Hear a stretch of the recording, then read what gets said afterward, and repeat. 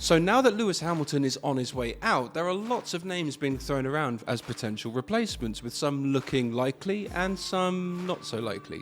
But the vast majority of these potential candidates being lined up by rumours and the media, on the whole, look like they would do a good job, or an acceptable job anyway. They're all young, hungry, have a lot to prove, all the buzzwords. But what I think is that given the effect that Hamilton's signing has had on Ferrari on a commercial level, which saw their share price skyrocket by over 10%, equating to about $7 billion, Mercedes must now respond with a massive signing and show a good statement of intent as well, that they're still big players in the sport. Someone with a massive loyal fan base, someone who makes everyone stand up and pay attention, and also someone who is commercially a hot ticket as well. Although there are not that many who are available and race fit nowadays, a world champion. And this is why I think Mercedes should strongly consider signing either Fernando Alonso or Sebastian Vettel. By the way, let me know in the comments who you would rather have, if either of them at all. Mercedes will now have a big gap in their driver lineup, and not just in terms of ability, but as a commercial vehicle as well. I mean, let's be honest here, there is a huge possibility that hundreds and thousands, if not millions,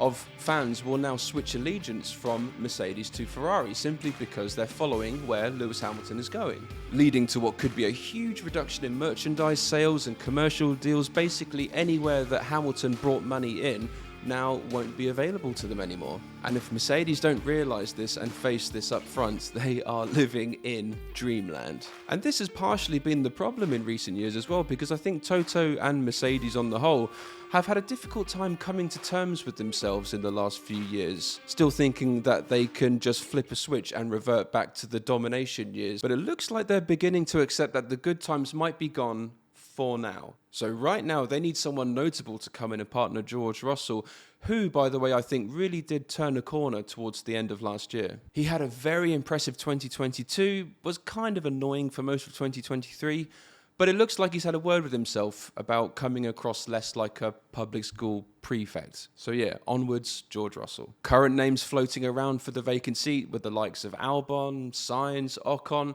Very good, very capable drivers who have a lot of miles under their belt now. And also young drivers who are looking to get stuck in with a regular race seat, with the likes of Mick Schumacher and Andrea Kimi Antonelli, who are also in the mix. But the thing is, all these drivers, can they match George Russell in a 2025 Mercedes? Very possibly. However, can they fill the gap that Hamilton has left on and off the track? Definitely not. Well, at least not straight away anyway. I know it sounds stupid, but Mercedes are going to have to replace not just a driver, but an entire brand that they've lost now. I mean, don't get me wrong, there are some seriously great drivers in the mix for this vacant seat. Albon and Sainz, for example, I rate a lot. But I don't think any of them, if they arrived at Brackley in 2025, would make the whole factory stand up and go, whoa, we are back in business now. Certain drivers, the greats in particular, have an aura around them. They turn heads, they spur the team on, they shift merchandise, and they just inspire everyone around them to kind of go that extra mile. And it's those kind of drivers that right now Mercedes need to aim for. Now, my opinion is that the driver lineup is best when you have both drivers who are good at doing different things and fulfill different roles within the team. And right now, as we head into 2024, I think two teams are doing this very well, which are Ferrari and Mercedes. Now, you have one driver who is a safe pair of hands, who is fast but reliable,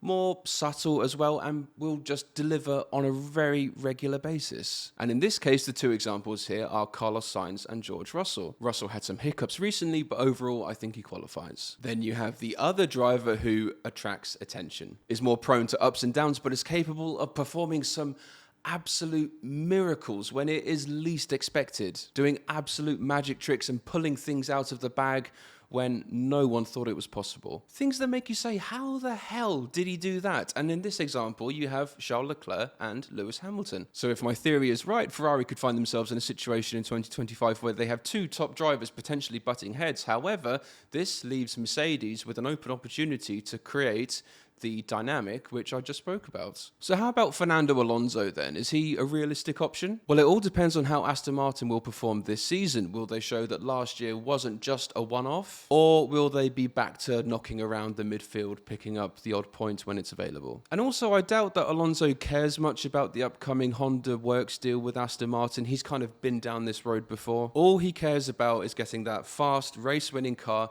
ASAFP. And I'm sure if Mercedes wanted Fernando and Fernando wanted Mercedes, they could absolutely do a deal. And in terms of attracting attention and making waves in the media, it absolutely ticks all the boxes. But given Fernando's history sometimes, will it always be in the most positive way? Alonso is known sometimes to turn in on himself and sometimes on the team when things aren't going according to plan. We even saw glimmers of this last season when his Aston was starting to lose pace and lose out on development midway through the season. And the other thing is he'll be 43 years old by the start of the 2025 season, so he's getting up there a bit. But also now with sports science, if he's still motivated and he's still fit, then why not? If Alonso was announced at Mercedes, it would make the entire F1 world and perhaps the sporting world stand up and pay attention. And even if it was just for one season, just to hammer it out, it would be a great chance to use 2025 as a transition year before the new regs in 2026 come along. And then Mercedes can either use Alonso again in 2026 with the new regs or bring in a fresh face who is going to be the new focal point for Mercedes moving forward. Because also, there's no telling where George Russell is going to be by then either. Is there some sort of clause in his contract like Hamilton had? We're just going to have to wait and see. Alonso would be that big, bold statement that Mercedes are not done yet, they're not finished yet, and that they are still have the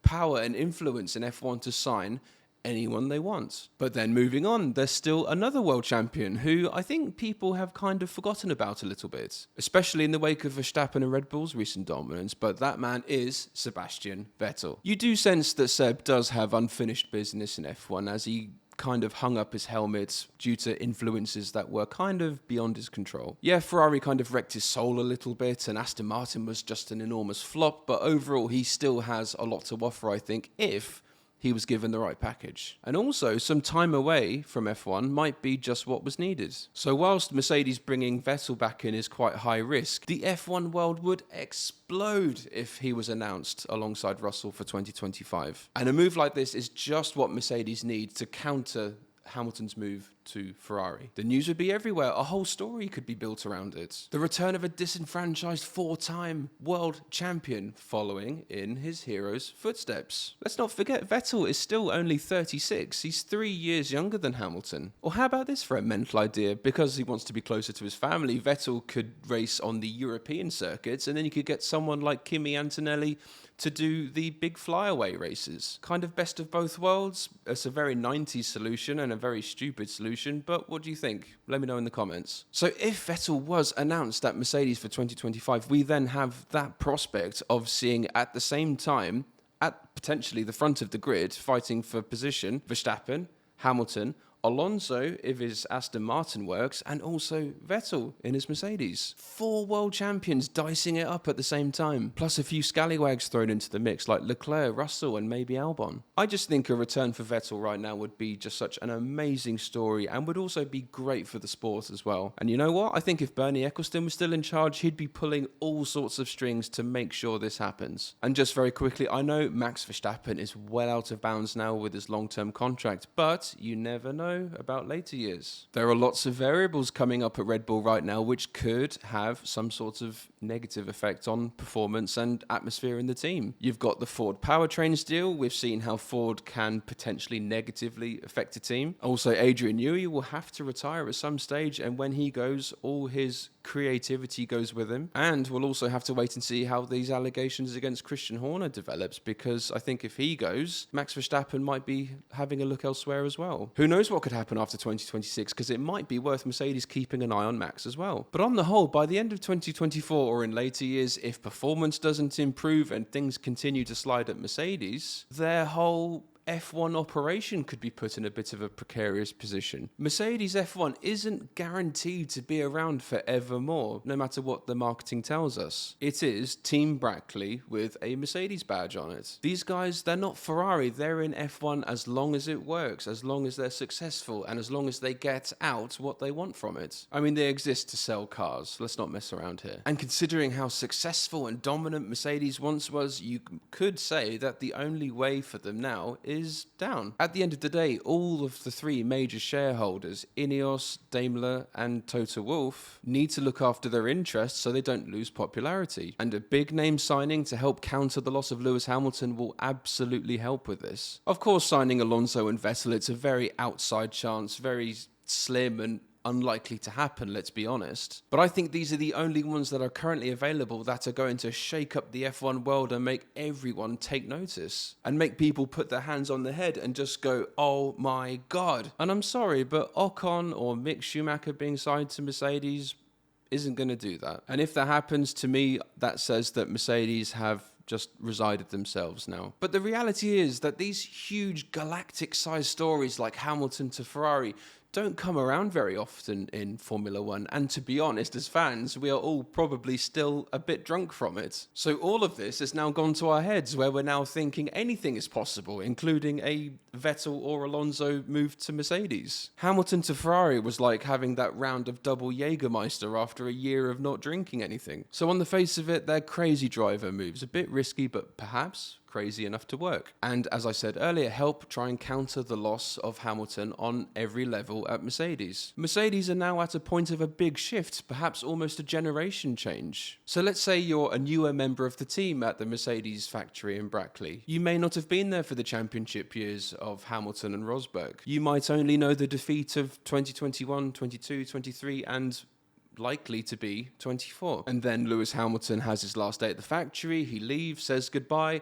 What's that going to do for everyone's confidence? But then the next day, Sebastian Vettel arrives or Fernando Alonso arrives. And it's not perhaps long term, it's not the start of a new dynasty or anything. What it would be is a huge temporary boost to Mercedes to allow the next era, the new era, to start on the best possible foot. So anyway, that's my thoughts on why Mercedes need that big blockbuster signing for 2025. Please let me know what your thoughts are in the comments. Anyway guys, thank you so much for watching. Please be sure to like, share and subscribe, and I'll see you soon.